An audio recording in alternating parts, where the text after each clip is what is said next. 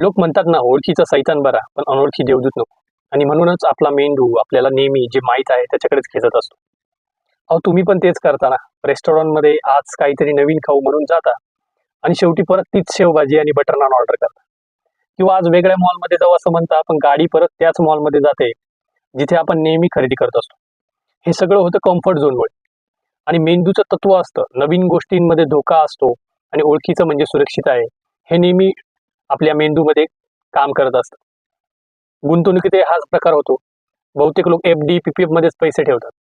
कारण त्यांना ते जुनं आणि जपलेलं वाटतं. पण अशाने मोठ्या रिटर्न्सचे दार बंद होतात आणि म्युच्युअल फंड सारख्या संधी हातच्या जातात. म्हणून मित्रांनो, थोडं धाडस करा, कम्फर्ट झोनच्या बाहेर पडा आणि योग्य मार्गदर्शन घ्या. मी आहे अनुज मुरकुटे, तुमचा amphi registered mutual fund distributor. आजच मला कॉन्टॅक्ट करा. एफ-डीचा जुना चहा सोडून म्युच्युअल फंडची नवी फिल्टर कॉफी प्या. व्हिडिओला लाईक करा, कमेंट करा, शेअर करा त्या मित्राला जो अजूनही एफ-डी मध्येच हायबरनेशन घेत बसलाय. शेवटी जाता जाता सांगतो, एफ-डीच्या आरामाच्या झोपेतून उठा, जागे व्हा, म्युच्युअल फंडच्या नवीन दुनियेत पाऊल टाका. कारण भाजी बदलल्याशिवाय टेस्ट बदलत नाही आणि गुंतवणूक बदलल्याशिवाय भविष्य बदलत नाही. धन्यवाद.